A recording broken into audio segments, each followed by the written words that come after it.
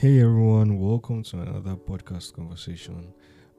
Today I got the wonderful opportunity to speak to Nkem Abebe.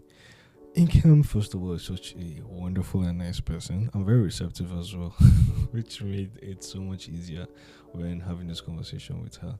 I just got the opportunity to actually, look into her world, look into like where she's coming from, like what motivates her and what she's, trying to achieve, in the next future.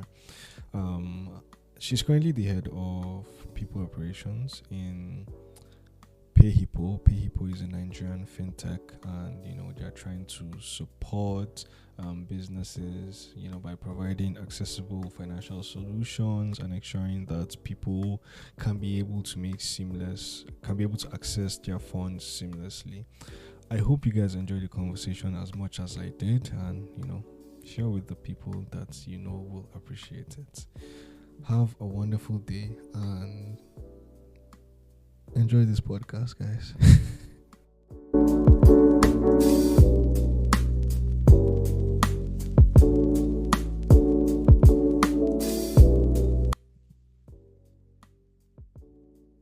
Hey, hello Yeah. everybody. Welcome to another podcast. This time I'm with Nkem Abebe.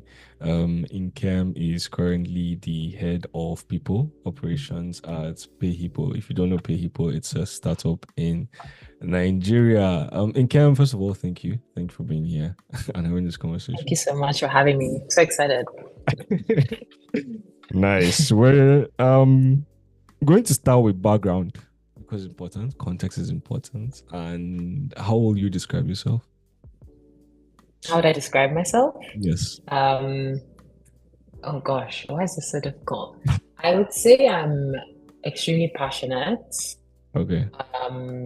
highly ambitious, and just like I would say driven. I'm very focused right now. I guess this is the phase I'm in. If you asked me this Mhm. last year, I probably would have been different, but right now I'm in my focus bag, tunnel Mm. vision, everything I want to do. So that's how I would describe myself right now. Yeah. Okay. Passionate, ambitious, focused. Let's Mm. decipher these three things. Why are you passionate? Why do you think you're passionate? I think I'm passionate because when I talk about what I really care about, whether it's personal or work, it kind of sounds like I'm like almost jamming it down your throat just based on how much I'll probably share or the way I'll Mhm. kind of express it, obviously Yeah. respectfully. But I think when it comes to the field I'm in, it's so difficult working with or for people. Yeah. Specifically in Nigeria, everything is very, very different, Mhm. the westernized world. So I think if you're not a passionate person, this field or what I do specifically isn't for you because you have to be. So literally it's a daily battle and you can't really predict how it goes. So I don't know. I think my character or my personality fits, I guess, my chosen career path right now. So Okay. What yeah. about ambitious? Ambitious comes from my family. Fully, I Okay. can't even deny that one. I think I have two sisters. I'm the second, and a younger brother. Four of us, so we're extremely competitive. Specifically for my dad, he, is ex-professor. He went to Harvard. He's one of Mhm. those, how do you not understand everything all Yeah. the time kind of people, very intimidating. So Okay. conversations we had maybe around the dinner table weren't the normal, how was your day? How was school? Yeah. It was, I'm going to quiz you on this. Are you up to date with this? Because he's kind of like a jack I, of I, all I, I trades. I So, thought those were stereotypes. You actually had. nah, I have that. You I know had what's it. I will worse, always have it. Ikem? Yeah, Igbo. Like, I don't know. There's Mhm. always a correlation. Exactly. You can just imagine the household. Picture all the gold and red that you can imagine. All the stereotypical designs plus the chats, plus you have to be the best, plus he actually is. So it was a Okay. lot. You have to be ambitious unless he didn't really know what to talk to you about. But it Okay. worked out for Nice. me. All right. Yeah. And then focused. Focused. I think I like surrounding myself with people, friends or colleagues that are I feel like better than me in a way. So like I'm not competing with them, but I almost feel like Positive I don't pressure. like wasting. Yeah, Yeah. I want to surround myself with people that make me or remind me about what next I need to do. I don't know how to surround myself with people that are quite passive and just let life happen.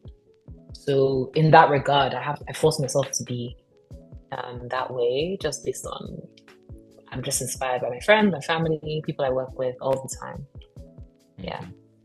I'll be boiling in on that as well, like these things that you said. Okay. But so what do you like? Because you said that like you're mostly passionate about what you like. I mean, I can guess startup, but I want you to like actually answer the question the way that you think drives it home, perhaps. So what do I like? Yes, you said you are passionate about the things that you like.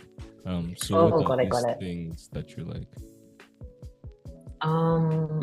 I don't know. I'm really passionate about right now. I'm getting into like obviously I love the tech space, but specifically I'm passionate about the payment space. So that's also geeky. But and I don't have like any real experience working within like a payment company or anything specific, but I just feel like based on where things are going right now in the country, we need more and more payment companies are offering us different ways to make life a lot easier for us, whether it's getting the funds in internationally or maintaining and managing it locally. There's so many different avenues, so many different revenue streams, so many different ways. So I think anything right now that helps us as a country, because we're really drowning, I'm very passionate about. And I know I'm people, I'm not product, I'm not engineering, or I'm not ops. But I feel like because I'm people ops, I've been so involved with operations and how things are changing for companies, which I love. I love that I'm more people ops than HR. So I'm really, really interested. Yeah, thanks for asking that, because I think HR is more like the outdated way to look at managing people. I think I always call it like people ops is like the HR for tech companies, because tech companies are to a certain extent more westernized than other types of company structures. You can be a tech company in a country that isn't forward thinking, but you have forward thinking processes because you have to keep up with what's going on globally as a tech company. So it's more so like, rather than the admin side of HR, the mundane checklist things, you're really thinking outside the box to motivate people to be productive and then contribute to different operational targets and values. So, for example, you'll see me involved in like revenue conversations and how people can contribute to that. That's typically not something I'd be involved in if I was just an HR person. Or I'm involved in maybe like Q2 or Q3, like business goals planning and KPI management, and how to get people to exceed their targets from the back end, which is more HR. But it's more forward facing, and then you get more access to kind of interact with people that actually drive the business. So I interact with a lot of customers as well, because I need to then use that to help people in the team understand what the customers are saying. So it's very multifaceted. I still am in charge of all the admin things. Don't get me wrong. I think HR is now just a subset of people ops, but I'm actually, I would say, more on the operations team than the people team. So that's how I look at it. Yeah, I enjoy it a lot more. It sounds like a chief of staff position in a way. Chief of staff is more like you're dedicated to kind of typically maybe the CEO or one very senior team member, and you help that specific person. But who do you answer to directly? The CEO, right? CEO always. Yeah. The chief of staff is more like they handle the day-to-day of the CEO. But I'm kind of handling the day-to-day of the operations, different departments, working with ops manager, the ops team, or every team actually at this point. All right. Yeah. I want to hold PayHippo first. I want to go back to, like where your ambition comes from, and you say it's your family. Let's talk about family for a bit. Where did you grow up? Kind of all over the place. I was born in Virginia, random state in America, such a random small state, so cute and quiet. Everybody's so nice. And then we moved back to Lagos maybe when I was 1 or something. And then I was in Lagos up until I was 10. And then I moved to England, which is where I did most of my education. Well, not most, most, because my primary school was in Nigeria. So I was in England up until about 20. And then that's when I finished my master's, and then I moved back to Nigeria. I'm in between kind of here and England, I would say. Yeah. Well, you were 1 when you left Virginia. But Yeah. like, have you ever gone back since? I haven't, which I don't understand why my parents. Firstly, why did you get there? Did we not have any roots? What? Do you have friends there? Was it just the Yeah. easiest place to move to? I don't Yeah. even understand. You could have done the stereotypical Igbo thing and, given birth to me in Houston. We're all there, all in Yeah. Texas, aren't we? Gosh, Like but a we had to go to starter pack. Virginia, so that's very Igbo of us. Most of my cousins are in Houston, but yeah, I don't know. We haven't been back since. I think it was just circumstance. I really don't get it. I don't know. Okay. I mean, in that case, Yeah, I guess like you're American in this situation there, which I guess. which benefits. I mean, it doesn't really matter where you're born. You got Yeah, that, so that's important. And then yeah. Nigeria, Lagos. I don't feel like Lagos is some. You don't sound like a Lagos person, like for some reason. I really am. And I love that people don't see that I am. But I'm really a street girl. Like I really try to connect with as many people outside of the bubble that I grew in, kind of as much as possible. And Okay. I think it's amazing also with like my job. I have to be able to relate to all kinds of people Mm, at all times and speak okay. not all the languages per se, but Mm-hmm. just really understand where you're coming from and where I can like learn. So that's really helped me. Okay. So I've never had an issue with relating to anybody. I'm just a Nigerian babe trying to figure out this life, just like anyone else. All right. Nice. Yeah. And in Lagos, like what are some memories? Because I'm a pure Abuja boy, like in Nigeria, Abuja, staying there. I was born in Borno Abuja, State, okay. but like I Oh, moved wow. to Abuja. And Okay. it's for me, I can't lie. I can't do Lagos. I went to Lagos. I saw what Yeah. they're like, nah. Uh, Lagos is a lot. It's a hustler's city. It's a lot, especially when you're not like basically born and raised there. You can only take it in doses. But I feel like mhm, when you're born and raised, it's kind of like being born and raised in somewhere like Vegas or mhm, Miami, where it's crazy. yeah, But those people know where to go and where to not go yeah. peak time. Like Christmas period, I'm hiding, and I'm not really where everyone is. It's crazy. So you just Yeah. have to know how to move at what times to move when traffic is. Just know your ways. Okay. But it's not Did you that hack bad. the traffic in Lagos? Please tell me. You did? You can, but you never know. Cars break down every second, or Oh, something. okay. The bridge is collapsing. God forbid. What kind of? I don't even know. There's always something happening, but you can move smartly or hit up someone and try and figure out, Mm, hey, what's the traffic saying? Are you out? yeah. Let me know. You know, That Google Maps sometimes is accurate as well. Yeah. uh the thing you said about the bridge collapsing, like I can remember the last time. No, it's not funny. I was in Lagos At December all, it's not. 17th. And like obviously, like we passed through the third mainland bridge, and it just felt like things wobbly, or is it my head? Like it felt a bit. Yeah, unstable. They're doing construction now, thank God, but it's, as you can imagine, causing a lot of traffic with the specific hours. And they say they're done, but are they done because there's still traffic? So you just don't know. But I'm happy that they're at least focusing on it. They're working on it now. Okay. What are some early Yeah. memories, or like your favorite memories from Lagos? Perhaps as a child, maybe things you did, places you went.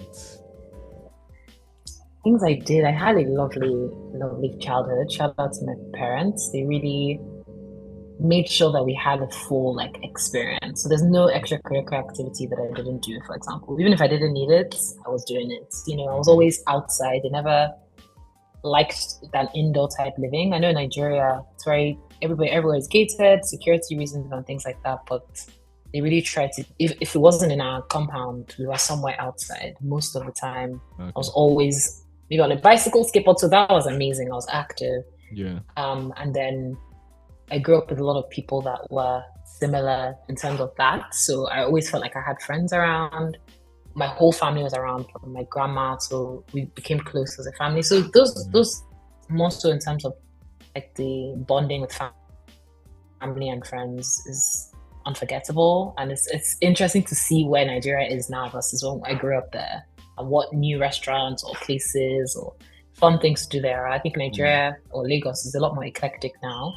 There's a lot more space for different types of fun or activities. So Yeah. I think it was just nice to be outside, quote unquote. You get what I mean? That was my most fun memory. I was always doing something. I was never just sleeping. I was doing an activity. Okay. Yeah. Did you like your primary school? I did. I felt like it was a little warped in terms of I wish I learned more about Nigeria and Africa, but I learned probably more about international countries. Was it international school? Yeah. Okay. So that's the only area where I didn't.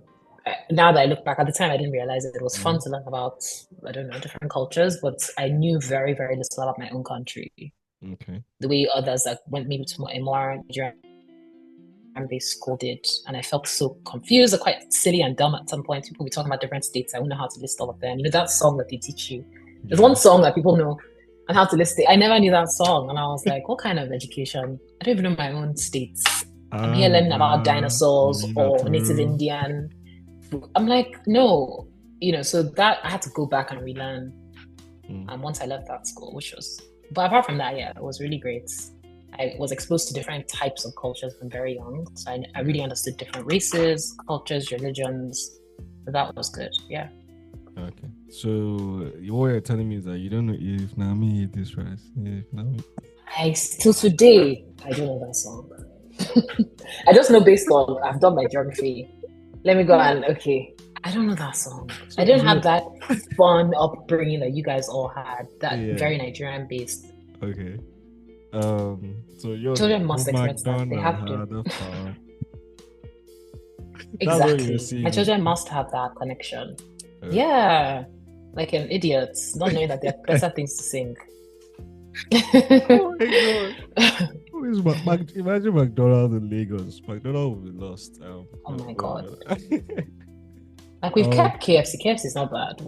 Managed to keep that going. The first time my KFC opened in Abuja, I think 2015, if I'm not mistaken. I mean, I don't know if you've stayed in Abuja for a bit, but there's a way, well, I say I'm northern, so I'm allowed to say this.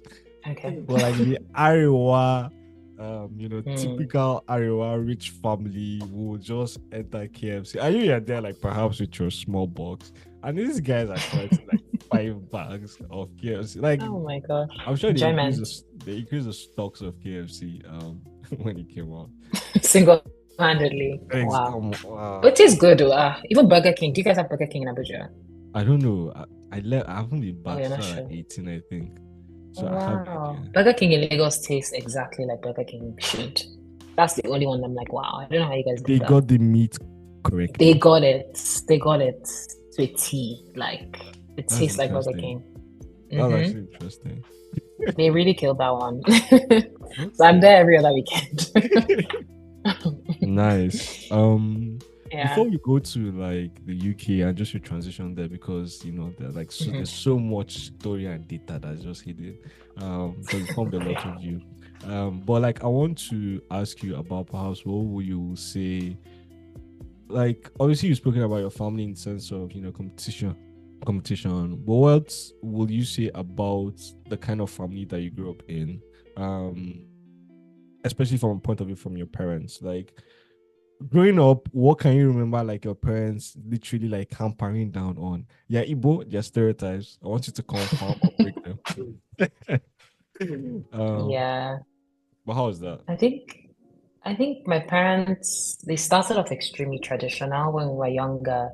I would say arguably a little backwards. Okay. Almost bordering the wife shouldn't work vibes, and the man just get your education and then you're good. Almost. But did your mom have a problem with that? I think no, she didn't, because like she was just very much of the opinion that as long as you get an education, I don't have any issues with what comes after. But I think we fought against that so much because we were kind of like, we've spent all this time and effort going to school. I'm not about to sit at home for anybody to take care of. I'm going to take care of myself. So they kind of had to re-explain what they were trying to teach us. Like, putting a man first. And that whole backwards, not that men shouldn't come first, you guys are great, but Mhm. we also have value as women. Yeah, So yeah, we should stand beside you, yeah. or uplift you, even if we think you're first. So Mhm. we have to kind of go again and reteach them, like, this is not how things are done. And we're actually quite smart kids and we can do a lot. So then they started kind of working with us, and then it turned into, you must have a career. You must do something like the doctor or the doctor, dentist, Yeah. lawyer trio. In It has to be you're something ticking the extremely high. stereotypes, so but go ahead. Yeah, it had to be extremely high level. And I was like, no, I'm not a doctor. I don't want to do law. You all have to let me find my own way. My other sister's a lawyer, and my younger sister was amazing at anything science, medical. Like they were Okay. both geniuses. Yeah, so I was the odd Mhm. duckling. I Mhm. just loved history. I loved writing. I loved poetry. I loved Mhm. people. I loved psychology, sociology. Like I was very much that girl that Yeah. loved to write essays or analyze things. I Okay. wasn't Okay. that black and white. So I don't know. We had to kind of like tell them that this is the path that we want to live, and then they really supported us. And my dad now took it upon himself to Mhm. be a professor in all things law, science, social sciences, and then Yeah. my brother, he's more artsy like me in a way as Mhm. well. So yeah, I mean, it was a battle. I can't lie. When we were younger, it was a bit of a battle as to, but you can't force me to do this because this is how I want to do things. And then they understood, and now it's extremely awesome for all of us. So yeah, You were leaving the feminist manifesto. I wasn't. I had to break down more because I was like, nah. I tried the medicine route, didn't work. I'm not good at like math stuff. So I Yeah. was like, physics, I can't do all that. Mm-hmm. So yeah, I figured out my own path. Nice. You said your dad was a professor. Yeah, he did Oh teach. my god. Um, Mm. what was it like being on the like? So I'm talking about like in terms of your own academics. I'm not talking about like as Yeah. a father, but it's like how Mm. when I say demanding was he about Mm. excellence or like being studios. Don't watch TV. He wasn't strict in terms of don't watch TV or only Yeah. listen or watch and read this. Mm-hmm. But if he saw you kind of straying away from the way he knows it should be done, he would definitely step in, especially areas. Actually, I don't even know how to pick the areas he was only good at because he was good at everything. I can't tell you he was better at What maths was he and a professor English. of? So he taught maths, English, physics, what's it called? Wait, at It's kind of university? specific type of social.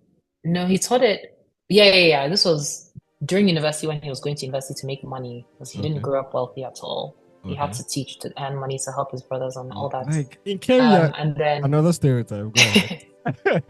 yeah, he didn't have any money growing up at all. Okay. So he had to take on a lot of jobs and In the taught his way to US save up. No, or this Nigeria. was in Nigeria. He actually was born in Kaduna and Oh, okay. moved around a lot, ended up in Port Harcourt, So his PH. parents were traders, I'm guessing. Yeah, it Okay. was very hustle. Like there was a point where he lived in the bush during the war. It was very, very rough for him. So he Okay. had to just only like he only had money or time to like read books, right? So that's all he could do. They didn't have any money to do anything else, and then he became kind of like confident in what he was doing and Mm-hmm. worked his way up, and then yeah, so he's as annoying as he was. I definitely understand. Teaching or education saved his life, quite Yeah. literally. Without it, he wouldn't have gotten out of where him and his family were. So he was very much like, you guys have to understand that education is all you need, because that's where Mm-hmm. he's coming from. Yeah. So that's what, that's where his energy came from. And Yeah. that's how he taught us from very young. Yeah. Okay. I want to talk Yeah. about like the Civil War. Because in Mm-hmm. Nigeria it's obviously very the generation that actually went through the Civil War are very quiet about it.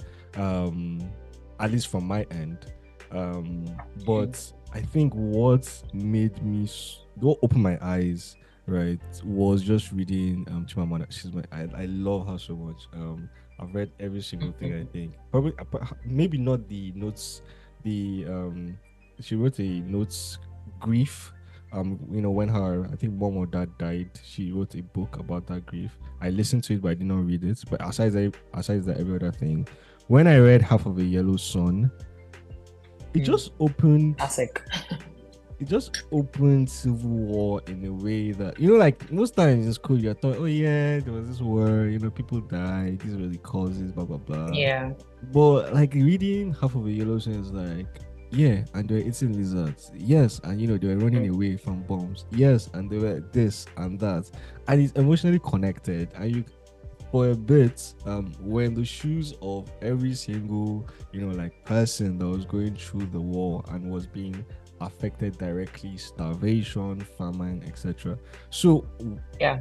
I want to know, like, did you have a time whereby your parents sat you down perhaps and they said this happened in Nigeria, or did you ask them, like, how did you discover, you know, like the atrocities of the Civil War? Yeah, I think it was literally through my dad's personal experience.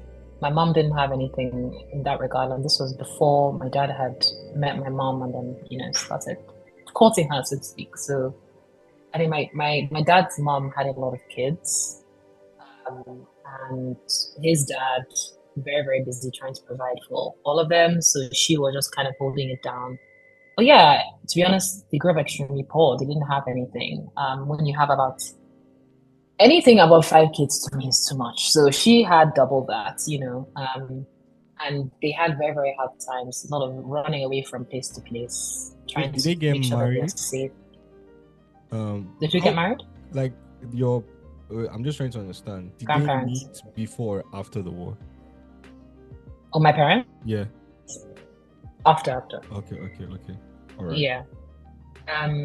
So, I mean, he definitely told us about the hardships because in trying to teach us the value of money or life or hard work, he can only use his own personal anecdote, which was, listen, sometimes I'd walk to school barefoot for days, not knowing when I'm going to have money to buy my next rubber slippers, how much are rubber, you know what I mean? Yeah. And not knowing where my brother is going to get his lunch from, or not knowing this, not knowing that, not knowing if my mom's good, not knowing where my dad is. I haven't seen him for days because he's working.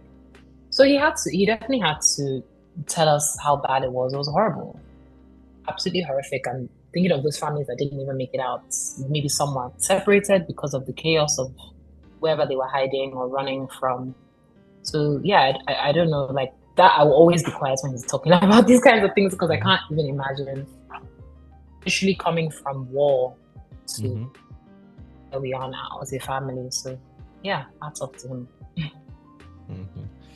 Like perhaps the character that stood out to me the most, just to go back again to Half of a Yellow Sun. Her name is, like, she's so fascinating in my head. You know, I don't know, like, if you remember her character, but like, and Kainene was the person, like, she was the twin sister that just disappeared. You know, like that you're still waiting for her return.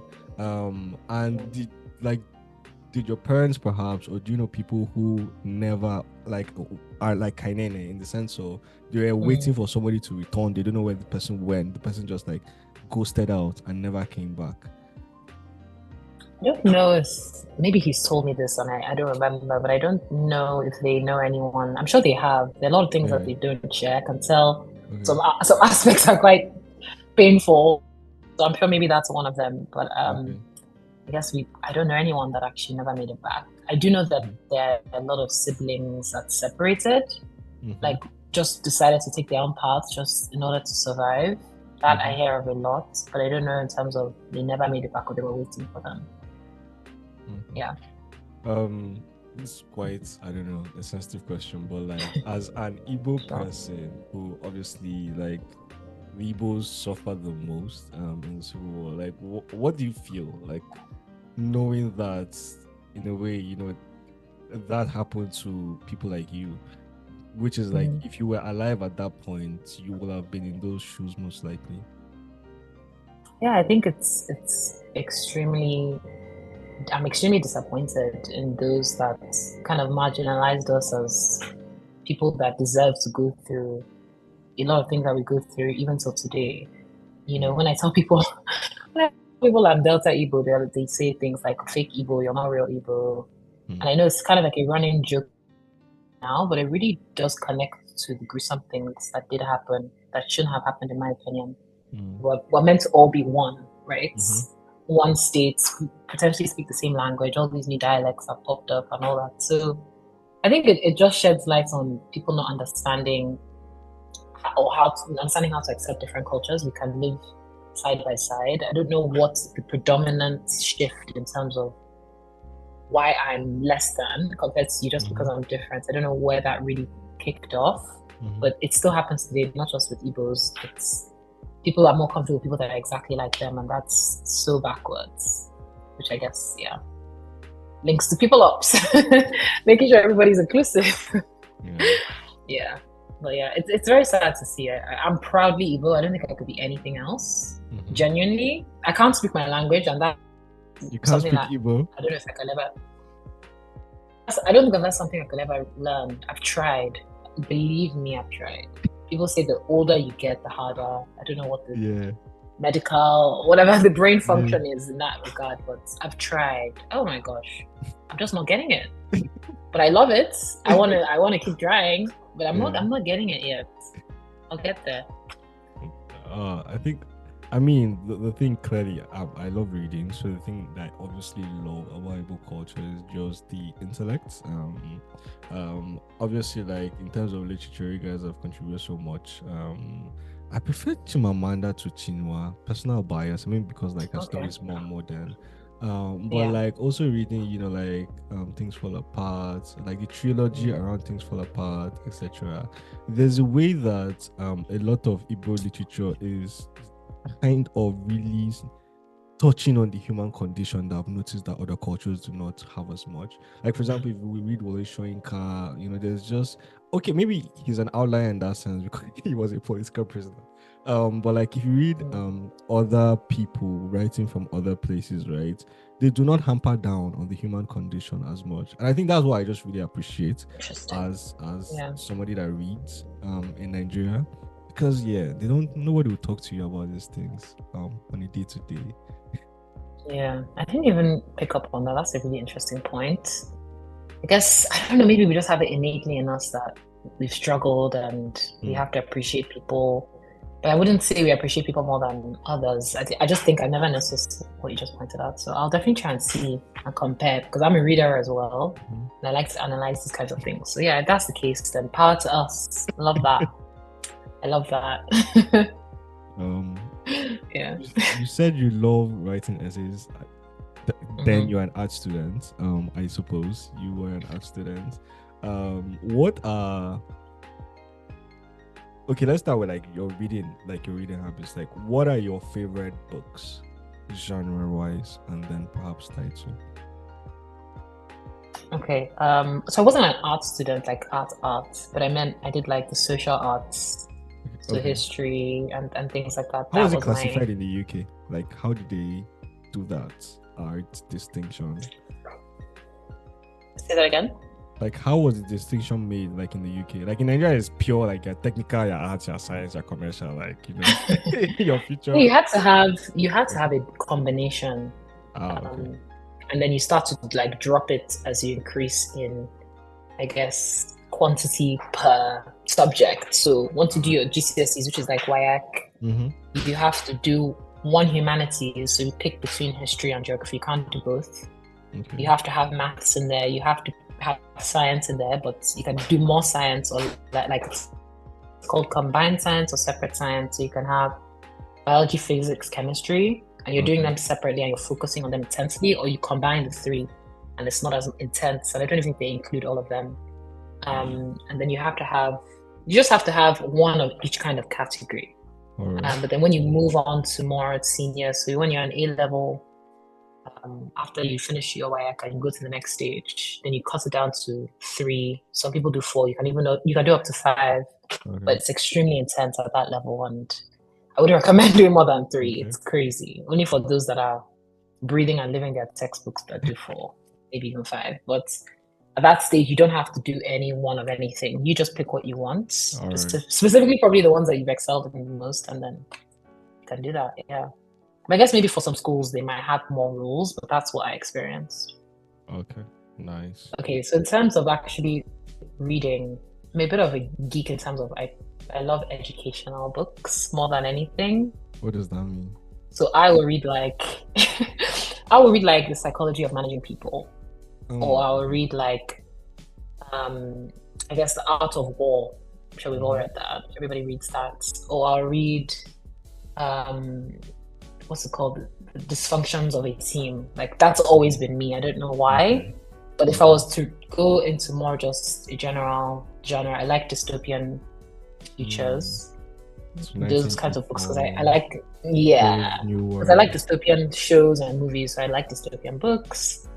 I think that's my favorite, but I haven't read a dystopian book in a while. I've been very bogged down in my educational texts just based on work and trying to get ahead in what I'm learning. What's the last dystopian book I read? I can't remember. Well, that's my favorite category. Okay, what's yours? Mine is definitely literary fiction, but just to talk about dystopia, I think dystopias, I don't know, like perhaps because I like to read in between the lines so much that dystopian novels are the worst. If you are like that, like it's the worst place to go because like like you're just all the things. The whole time. It's so interesting. I love it. So yeah, obviously like 1984, read that, very interesting. I started reading like George Orwell's collection of essays as well. I mean it's more to his nature and I guess like to his what his own condition as a person, which at the end of the day led to 1984. Obviously Aldous Huxley, Brave New World was a weird book. But like now I'm seeing like why it was actually so popular, like you look at the world today and it's like, to an extent people are just mass producing people, like consumerism is kind of like mass producing if you like similar kinds of people. But literary fiction why? Because oh my god, Chimamanda, like that woman created a tangent in my literary life. Really? Yeah. My friend randomly messaged me being like, guess who I'm sitting next to right now? And I was like, who? It was Chimamanda on the airline or her plane. So she had her for like 10 hours and apparently they were talking the whole time. She had contact. Why would you? Oh my god. I was like, oh my gosh. How did you get so lucky to sit next to Chimamanda on the plane for 10 hours? How? And obviously she was my friend, a black woman, she's a lawyer, she's very, very hardworking. So I'm sure she asked her some amazing questions and they had like really insightful conversation. Apparently she's even better in person. So if you have a chance to see her live or something, I think definitely jump at it. She's awesome. I think there was a time she came to Spain because I'm calling Madrid but I was in Barcelona at that point. She came 1 year before I was there. I was so sad because I was like, why didn't you just wait? Yeah. It's like that question where they would ask you if you could pick one person or two people to have dinner with before you, I don't know, died, God forbid, but yeah. Who would it be? Would Chimamanda be one of yours? Yes. I think she would be the Really? first. Honestly. No way. Because she did it. She did like, aside the fact that, she writes so good and she's so popular in terms of that. And like her TED Talks, I think she has influenced Nigerian culture more than we can actually imagine. She has, in a playful way, allowed a lot of Nigerians to be freer. Because when you actually think about like Nigeria, it's those structures that you mentioned at the beginning, like with your parents, the tradition, a lot of it still exists, perhaps like even as a northern and like in our region and that's more. But like Chimamanda playfully removed some people from that position in a way, like subconsciously people are like, why is this so like this? And why, should women do things like this? And subconsciously both men and women, just gradually left. Obviously we can't, I don't know, say X amount is what she influenced and impacted because culture is very fluid. But yeah, that's why I just appreciate her so much because she has done much more than, I don't know, many people can ever do in the nation. I hope she does so much more. And we need to see her in flesh in our city. Both of us. She used to come through and really help us because we need the help. She should continue to help, please. Yeah. Awesome. want to talk now about like your career, but before your career, like let's talk about like UK. Where did you stay in the UK, and what was your experience like as a Nigerian in the UK, living in the UK and growing up in the UK? Yeah, so I mean, when I moved there, I was 10. So I went to school in a city called Brighton. It's like south in a way. It's near the water. The beaches are like pebble beaches. It's very interesting, very windy, very eclectic and free. Such an interesting town. Very free, also like dressing up anyhow. And they really celebrate their sexuality and different things like that there. So I didn't really understand it as a kid, and then when I went back to visit, I was like, oh wow, okay, this is like it was like a crazy town, but we didn't know because we were quite sheltered as children. So Brighton was amazing. I liked growing up in England, away from London, which is obviously the center, the hub, the hustle and bustle of the UK, just because it's a lot more calmer. I went to an all girls boarding school as well, so I had a very different kind of experience to what I had in Nigeria, which is obviously a mixed school, which was also the time of my life, growing up with just girls and nobody's worrying about anything. We're just focused on school and activities and getting better at what we're doing. And then my university was again not in London. I lived in Nottingham, which is also another like London away from London, but it's a lot more calmer as well, cheaper. London is just so expensive. So the further you move outside of the center, the cheaper that you spend. But obviously, uni is your first kind of experience as an adult, so you want to live life and do this and that, and you're really taking care of yourself. So it was nice to not do that in such a metropolitan, busy city. Nottingham was, I think, the perfect place for me to learn about myself as a young woman. Yeah. And then my master's was finally in London. We live central London, so my family was really kind of But I went back every chance I got because my family was in central London because I wasn't the only kid. Right? So my elder sister was in London. You guys are four, right? Yeah, 4 siblings. Okay. Yeah. So I was always in and out of London, and then I finally went to London. So it's always kind of been home for me. I think if I can grow up somewhere like Lagos and be okay, London is very, very okay, just based on like the hustling, walking around. It's fast paced. People are it's like dry humor. I love dry humor because it comes across kind of rude, but that's not what they mean. Yeah. They're just their timing is so specific. I think British people are the funniest people ever with that dry humor. So I loved it. I think I was lucky enough to live in central London as well. So I was connected to everything and it was easy to get everywhere. So yeah, I think it was nice to have my whole family there as well, rather than all of us in different cities. We all kind of grew up in England. From what you've explained, it sounds like, Lagos is far more active from what you've explained than London. Do you think it's because like you actually grew up from Lagos and then you moved and you're like, this is chicken, this is nothing? Perhaps. That's perhaps because I feel like someone that grew up somewhere like, it's a very mellow town. Just Plateau. Someone that grew up somewhere like Amsterdam.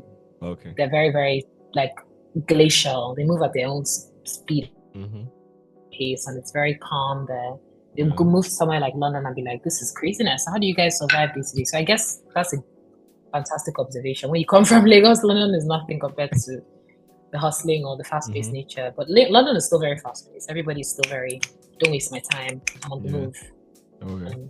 But yeah, I think it prepared me for that. I don't think any culture that I enter can shock me just based on I've seen it all in Lagos. There's nothing. I can move to India and be like, oh, okay, people sell things on the road, no problem. That's fine. I'm ready for the world, so to speak. So yeah, it was completely fine. Luckily. Story for the listener: if you want to be okay anywhere in the world, live in Lagos for a bit. Definitely. I always tell anybody that I can experience it once. Just go once. Because it also will give you that insights because there's so many stereotypes out there. People think, we're a party town, we have fun, but it's the most dangerous place in the world. I think it's as dangerous as London. They're mugging left or right in London, actually, on high streets or areas that are more affluent that you wouldn't expect. What's the difference? I don't see it really. There's Okay. crime happening there, and there's specific areas in Lagos that aren't dangerous or as dangerous. Same Yeah. thing in London, specific areas you can live in. But now they're robbing there anyways. So everywhere is dangerous. You just have to move with caution, know what you're doing, know who you're with, be aware of your surroundings.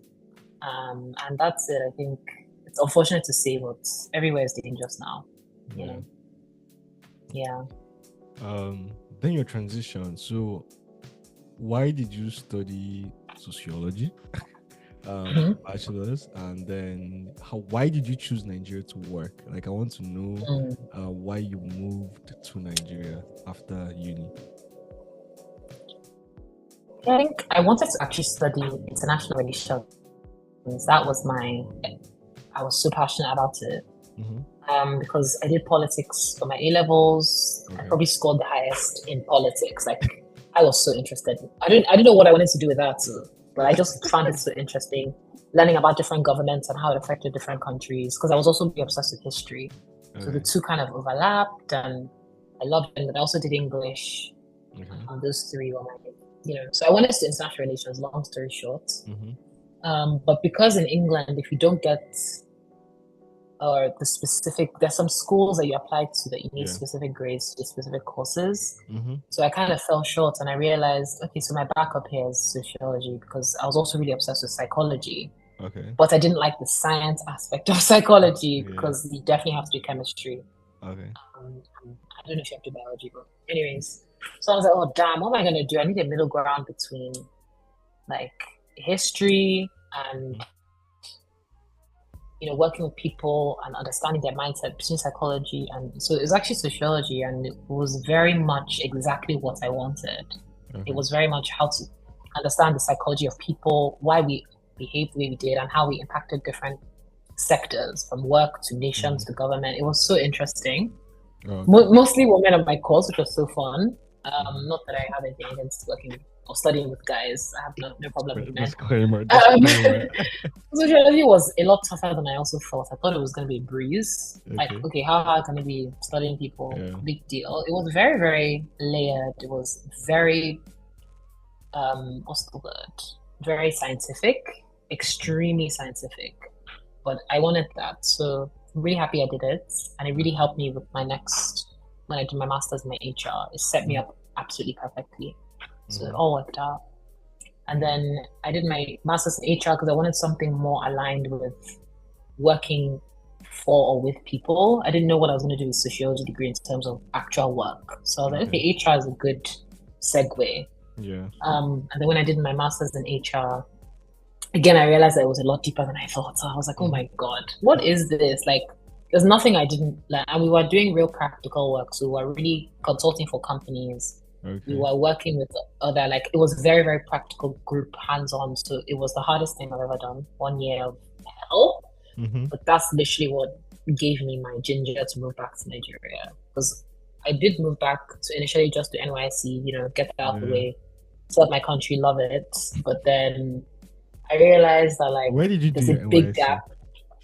I did it in Lagos. Okay, in Lagos. They posted me to Kaduna.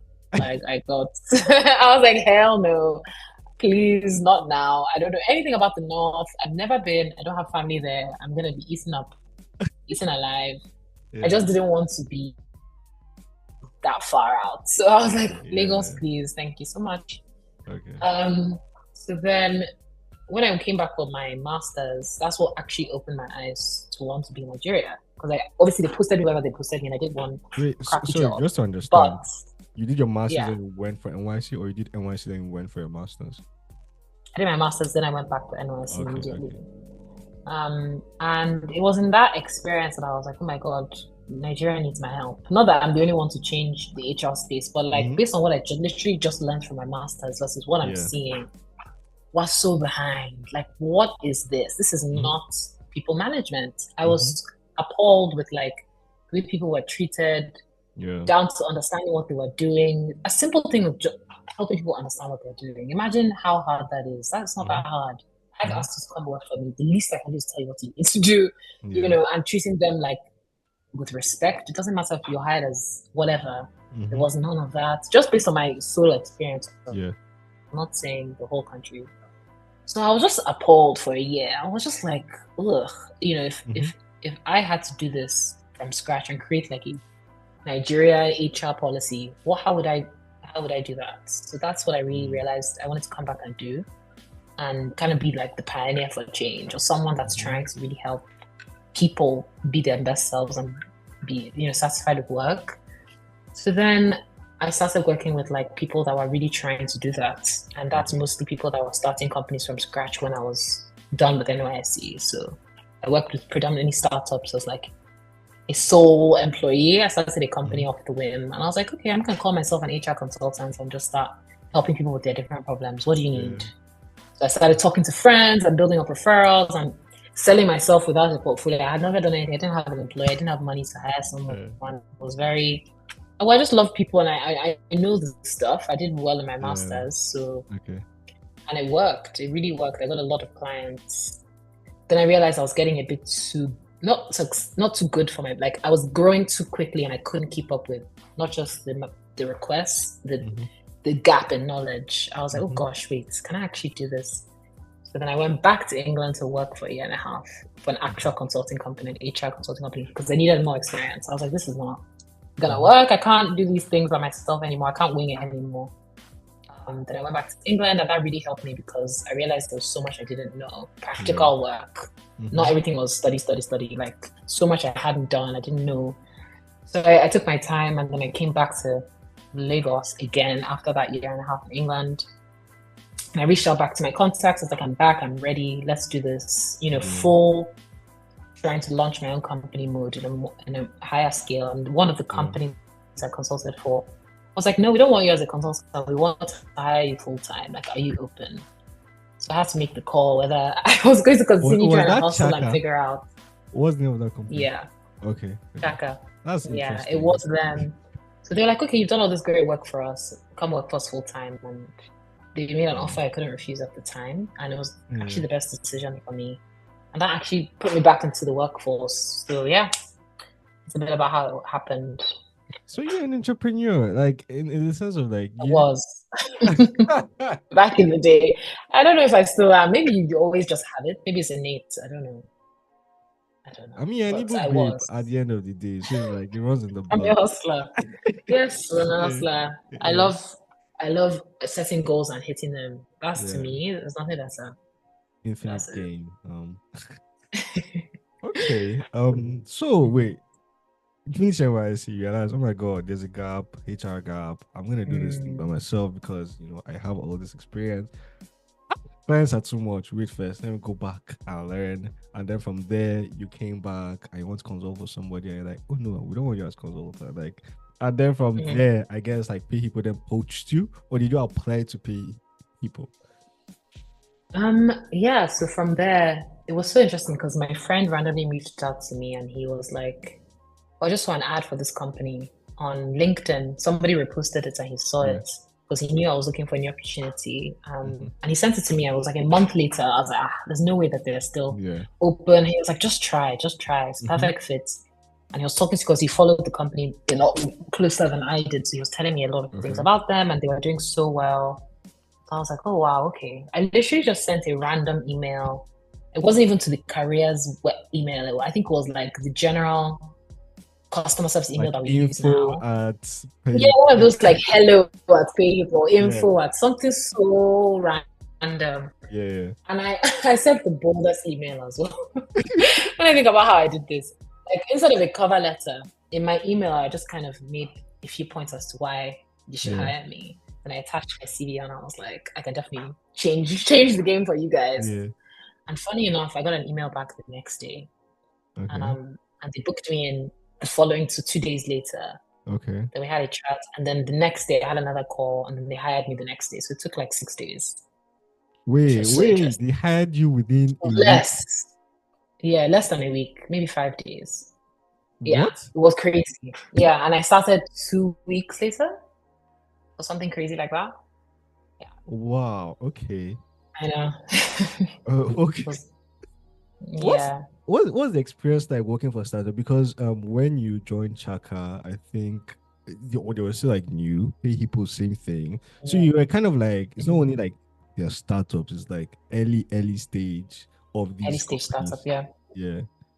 Mm. What's the experience Yeah, I like? mean, that was my bread and butter. If you Okay. remember, when I was consulting, I was working with startups that were starting Okay. literally 5 employees. Mm, okay. That energy, like, we don't have anything, please come in and actually tell us what we need, let alone us tell you what you should be doing. They literally Mhm. wanted me to create everything from scratch. So I was already That's years both in, for Chaka and PayHippo. even before, this was before Chaka. That's what I was Okay. doing with Okay. all the Okay. startup companies I was working with. So I was kind of a perfect fit in a way, specifically for Chaka, because I started with them when I was consulting, so they didn't have much. Then Okay. we grew together, then they hired me. For PayHippo, they were already established. Yeah. So I kind of came in, I kind of picked up the duties from um, whoever was handling it at the time, and then took it further. So it was just building on a bit more than what I was already doing. So it wasn't anything out of the norm. I actually Okay. sold myself as that's my strength. I Okay. create things from scratch and then I make it work and then I scale. So that it was a no-brainer for me. Okay. Where do you Yeah. think, in terms of career, like you want to go now? Do you think like you're going to stay in the startup? Are you going to start your own, perhaps HR firm? You Mm. started with the HR firm, so is this like a I roundabout? did.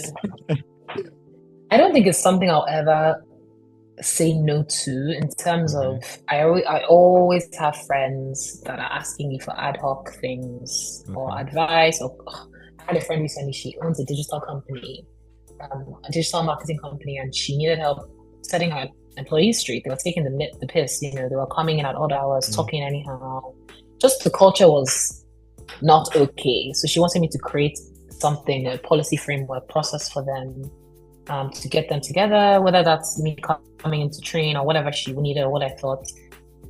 We worked together on that for about 2 months. So I have like ad hoc requests if I have Okay. time. PayHippo takes up a lot of my time, so did Chaka. So that's actually the only reason why I don't do more of that, because Mm-hmm. it's not necessarily something I think I'll go back into as my number one money maker, just Mm-hmm. based on, I think stability for me for the next 10 to 15 years is key. Okay. And then I can maybe explore doing something on my own. But I'm in a stage right now where I need stability more than anything. So I Okay. do feel like working within another company is the best fit for me at the time. But yeah, ad hoc requests, if I have time, I definitely help anyone that comes by. But I'm not marketing myself the way I used to. I think Mm-hmm. I still just have contacts or friends that know that I can come in quickly, do Yeah. this, and then dip out. But Okay. yeah, I'm open to more contract. I don't put myself out there. If you come to me and we talk, then yeah. All right. No problem. If I start a Mm. company one day, I know who I will contact. Yeah, hit me up. I'm happy to chat with you. Why not? Nice, nice. And then finally, like I want to perhaps ask you, because you sound very, going back to your own words, like passionate about development in Nigeria, right? And Yeah. but like you also notice your strength, so you're like development in the particular thing that you're good at. When you look at, like, will I say, the future, first of all, like what are your what are your thoughts, Mm. perhaps from your own industry, and maybe for the long term, in the sense of like general country as a whole, and will I say, what do you think can be done regarding that future, that hope or lack of hope? Yeah, I mean, it's a deep question. For my industry, I think what's amazing, and not to say the situation that created this amazingness was amazing. So what's amazing ever since COVID-19 to date is companies have been forced to be more flexible Mm. in every single way of their thinking. It's just whether you're a bank or a law firm, who are probably the more rigid structures, you need that HR person or that, I guess, people advocator to kind of let you know how to keep up with the Yeah. times of the world, not just Nigeria. So I think for people that are within this, the future is just more driving that flexibility. Obviously, if you're in a regulated business, make sure you're compliant and do what you're supposed to be doing. But add that little flair on there, even if you're not people ops. I do think people ops is the future for all HR roles. I think Okay. that's what everybody is kind of trying to do, but they don't know that they're doing it yet. So I think just continuing that, because right now, for example, okay, cool. We had COVID-19, then we had the Great Resignation. Yeah. Everybody was like, I don't need this. I'm going to work from home or start my own business or live in India, but I'll be working for a company in Brazil. Like Yeah. everybody was just so, I'm done with this corporate 9 to 5. Yeah. Um, and then now we have companies that are really struggling, Mm-hmm. unfortunately, closing down, downsizing, restructuring, getting rid of their international payroll, for example, because those that did the Great Resignation and moved to Gambia, but their company is in Nigeria. Unfortunately, now it's cheaper for us as a company to hire in markets. It's cheaper for us to hire within our own country or even continent than to be paying your dollars as you're over there, unfortunately. So those that did that and that made that move are somewhat paying the price in Mm-hmm. terms of you're not living where you're working. So I think we're going to be focusing on in the future, like hiring more in market. Most companies, specifically in Nigeria, that can't really afford paying dollars or whatever forex, Yeah. and it's going to help keep our talents in house. We're going to kind of grow and repurpose that talent shift that we were really cautious of losing to all the international opportunities. It's a good and bad thing. I think it's good in terms of it gives more people opportunities for jobs within Nigeria, and we're giving back in that way. But it's limiting people's access to those funds that we're really desperate for right now, just based on recession, inflation. Everybody needs to somewhat have some sort of forex savings income, some sort of way to make sure that naira is not a be all and end all. So I don't know. It's a bittersweet thing for me. I love the more job opportunities aspect, but I really do hate the pigeonhole. We need to figure out. I think it's a broader thing actually, because any company, for example, if I move to another company now, rather than asking you questions like, "What do you expect from me?" or "What does success look like?" My concern is, what are you doing to give back to Nigeria as a company Yeah. now? What are your goals by the end of this quarter in a few days? What have you done this quarter that you know that we're challenging the economy, we're challenging the government, we're really looking at things because actually we need to figure out, or companies need to figure out how to partner with the government to bring in that forex. Mm-hmm. And that will actually solve everything I just spoke on. Yeah. People will probably be paid what they're worth, they can be hired in markets, more jobs for people, but they're actually paid what they're worth, not just benchmarking based on naira and how, no. Like Yeah. let's really, really evaluate this from the top down. So I would feel like if I move to another company, I really want companies that have a plan in place because then I'll fit in. That's what I want to do next. Okay. I'm now thinking, okay, we've cracked the code on how to motivate people, train, do all the things. But how do we now keep them happy and sustained in this kind of depleting economy? What are we doing as a company? And that's the kind of thing I think the government would be really appreciative over because they're always trying to introduce all these new policies. Like I saw the other day, the government, they have this body that is really, really specific about fraud. I can't remember the name, but they're trying to make sure that there's a lot more transparency in transactions and they're trying to mandate companies to share details. I think even with Bolt, they were trying to get Bolt to agree to share Okay. Yeah, I read user that. data and things like that. And then Uber kind of said that they wouldn't. And there's this whole back and forth. Mm-hmm. As much as I don't want my data out there, they're trying. You can see that there's effort in that, trying to curb that. So I think for them to accept us more as tech companies, because they really don't understand what we're doing, and they think that we're all just doing Yahoo and we're trying to scheme and fraud. Because we have to educate them the same way we're open to them. They don't know what we're doing. So let's work with Can them. you blame them when you look at I don't blame them. They're They all don't know what we're doing. boomers. They don't know what They're all Bitcoin is. boomers. They don't know what the point of everything is. And it's new. Like it's very Western what these tech companies are doing. And I don't blame them. So let's work with them, educate them. They also educate us as to what they want to achieve for the company, or the country, sorry. And then how can we work together? So I really want to hear from companies, what are you doing? And where do I fit into the growth of my own country, not just my role? Yeah. And then you can connect people's motivations to wanting to stay in this kind of company to that, because it's so important. Because we should be reminding employees why they should stay here rather than moving to Canada where they're all moving. And it's bigger than increasing your pay. Pay should be the last thing. The goal really for anyone in my position is getting people to think about pay as the last thing. There's so many other things that I love about this company, and pay is just the cherry on top. That's the goal. So that's how I'm trying to approach my next role. Okay. I'm hoping it's a lot more global, just Okay. based on exactly what I just said. We need more reach, we need more education, we need more borders that are expanding and opening for us to be able to then keep up and educate and work with government and break barriers and keep that hope alive while still being a Nigerian startup. We don't have to be, a startup in a different country to have that reach. So yeah, there's a lot that I want to try and do. It's a lot bigger than what I'm doing now. But that's my next focus. Like, what are we doing? We can't just keep accepting that we're drowning. It's not good enough. So yeah, that's my summary.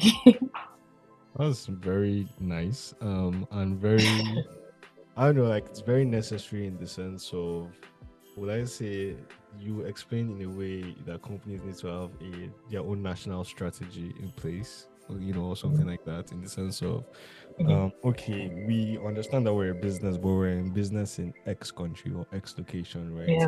And therefore, like, how exactly do we not only help and support, but in the sense of like, how do we know that what we're doing contributes to something much bigger? I think like definitely the government is, noticing and taking account of the fact that this is going to be a norm, because Bosun is now a minister, but I think as you said, like there's just so much more that needs to be explained.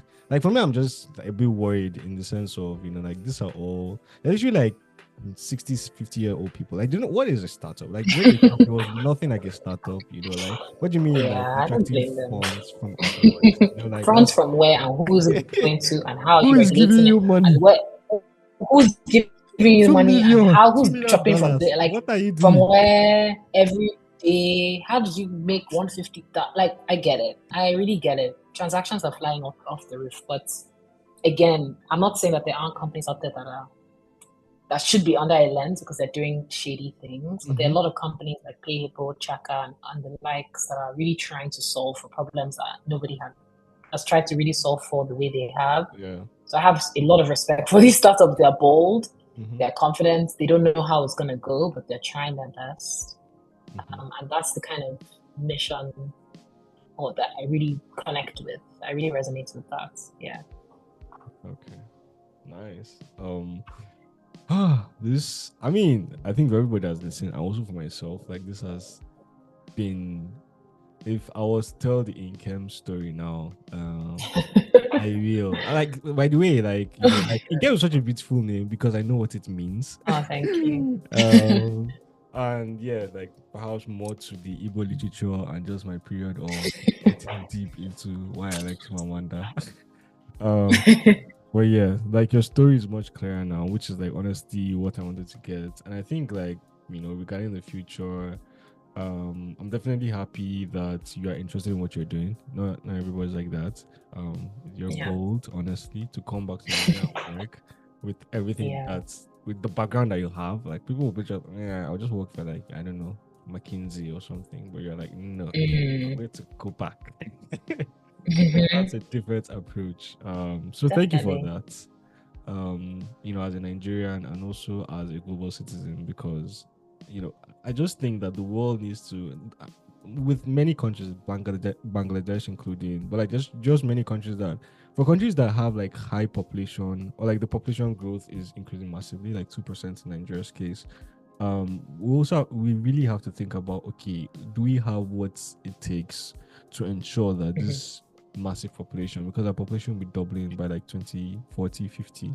In my opinion, like that happens in Nigeria. We're not ready, like at all, right? So we have to start taking like more pragmatic approaches, more systematic approaches to ensuring that we just don't turn into like a chaotic place, right? Where I don't know, violence and anarchy becomes the norm.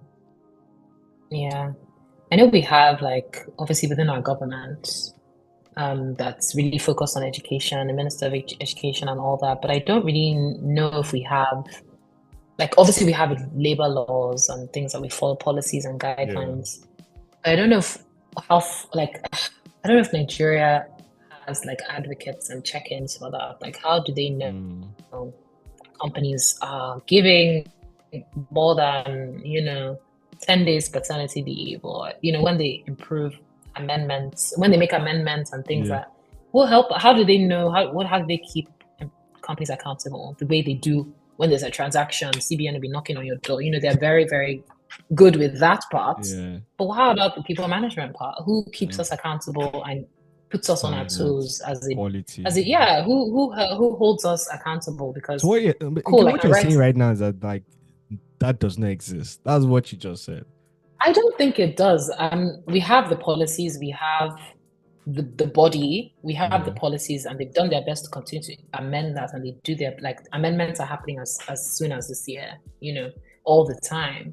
But the way that we all fear CBN, SEC, any bodies that can really disrupt what you're doing as a company if you're not adhering to it, do we have the same thing when it comes to managing people and giving them their rights and giving them what they deserve, and making sure that companies are updating their practices and policies in that way? I've never felt that kind of weight. Maybe it's there, but in my last how many years I've been working in Nigeria, I don't feel that kind of fear the way I should feel fear as a bank if I'm not submitting this report on time. We need more urgency, and I don't want it to be led with fear as we do so much in Nigeria. But at the same time, I don't know why, but we respond very well to it. So we might as well have to start there and then figure out ways to make it more socially calmer. I don't know. But that's also missing big time. I think it's going to be such an interesting debate. Should the government say, oh yeah, you guys have to start treating, I don't think the government perhaps is in the best position to be you have to start treating people right, because I'm sure companies will be like, excuse me? You guys are talking? Yeah, I know what you mean. It's that mentality that goes back in a way. We need to be we're bold, we're fearless, and we're confident as people culturally, but we need to not be so afraid of shaking things up and making things better and taking our chances, because we're so, as much as we're bold and confident, we're also living in fear of, this has never been done, so I'm not going to be the one to do it. It's okay, do it. It's okay. As long as your motivations are pure, you're trying to do something good, you're not, doing something with malice or trying to hinder or hurt someone, try it, put it out there. You never know. We need to start being more of that kind of outspoken nation, because we're really not. And I don't blame anyone, but at the same time, we need to do better. Yeah. Absolutely. Nkem for president, 2025. This is my campaign starting here today. Just dropped our manifesto, guys. On the basis of that, elect her for those reasons. Vote for me. Nice. Thank you so much, Nkem. This has been an amazing conversation. So you confirm or disprove this. I did some research. Okay. I don't know if it's you, but was it Stella Obasanjo is your aunt or something like that? Am I correct? No, she's my husband's aunt. Your husband? So aunt by proxy? Yeah. Okay. He's his aunt, yeah. Where did you find that? You really, podcast journalist. Really dug deep there. Sorry for that. Nice. Yeah. That means you have, I don't know, I can just imagine the kind of intel that you have regarding Nigeria. I don't actually. They're very tight-lipped, and I don't ask. Okay. I don't ask what I shouldn't be asking. Okay. But if I'm around it, they're talking about it, I close my ears. But yeah, I'm not prying, because I know it's very sensitive, obviously. Yeah. But I didn't get the opportunity to meet her before, obviously, her unfortunate passing. It would have been nice to meet her, but I've heard great things. Okay. Nice. Yeah. Anyways, that was just, I wanted to, because I saw that, I was like, real curveball. I was like, gosh, what else does he know about everything? That's just it. But thank you so much. I'm sure in the future, perhaps maybe 5-10 years from now, maybe, I don't know. Honestly, I'm not a fan of governments per se, especially at a young age, because I just feel go in the private sector. There's more innovation, there's more learning, there's more brain work. Then when you have all of that wrapped up under your belt, like get into public. I mean, people are like, yeah, young people need to enter politics, and I agree. But I think like smart young people need to enter politics. Like, we have to like be intentional about the quality of people that actually enter. And you can't be smart and be, full of quality except you pass through like certain learnings, you upgrade yourself, you innovate yourself, and that, in my opinion, can only be done in certain spaces that maybe the government does not allow you to have. So yeah, definitely in the future we'll talk about these things you said. Let's see where we are 5-10 years from now. Do you think there'll be in Nigeria? Oh dear. I really I am so nervous about Nigeria's future. I don't want our currency. What country is it where they use their currency to weave baskets? They actually use. Is it Zimbabwe? Yeah, Zimbabwe. It's like you give them like I think $100. You need a wheelbarrow to like carry the money or something like that. Really? Wow.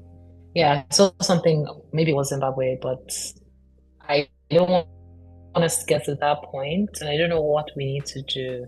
It makes me nervous to think about, but one thing about us, whether it's annoying or not, we're so resilient. So I think we'll still be standing. Some things will be thriving, some things will probably still be worse, but I don't know. And I don't know. I really am quite nervous. Things are really bad. And it just makes me sad. But I hope though, I don't know, maybe Nigeria and Abuja will merge. I don't know. And you guys will take care of us. I don't know for you guys. I don't Abuja and Lagos, sorry, not Nigeria. I don't have faith that Abuja is the place that will grow Nigeria. Honestly, I'm just perhaps because of like we're still young, and I just have more confidence. Honestly, a PPP approach, which is I think like the best way to go for now. But let's not end this podcast on a sad note. Yeah, let's not do that. It's been a lovely convo. Yeah. It is what it is. Yeah, and we'll try our best. Move on. Yeah, thank you so much. This has been awesome. Thank you, Nkem, and thank you for everybody that listened to this conversation. I would definitely drop like Nkem's. I don't know if you have like IG, Twitter, or you just prefer your LinkedIn. For just LinkedIn, yeah. Okay. Yeah. I'll put her LinkedIn below, like in the caption, so check that so that you can connect with her. We will definitely be in touch, and I will definitely go deep into like your future career progressions. To just see how you develop. So I love what you're doing. Podcasts to me are like needed. I just love an interesting person. It's such an interesting topic. So thank you so much for doing what you're doing. I think it's important, and I appreciate it. Hopefully this would be full time. Like I would, like Joe Rogan kind of thing. Or next week. It's me. When you blow, don't forget me. Likewise, Nkem. Likewise. Yeah, I know. I have faith. It's awesome. Right. Keep doing good work at PayHippo, by the way. We need you guys to ensure that there's still trust in the startup space. There's still like faith and confidence, because certain news are not good when you hear them sometimes. So just keep doing that, and we'll be here cheering you guys on. Thank you. I'll try my best. Gosh. Hope you have a wonderful day and a wonderful holiday as well. You too. Thank you. Perfect end to my day. Kind of. Not yet. Almost. Okay. All right. Nice speaking with you. Nice speaking with you, Nkem. Bye. Okay. Bye.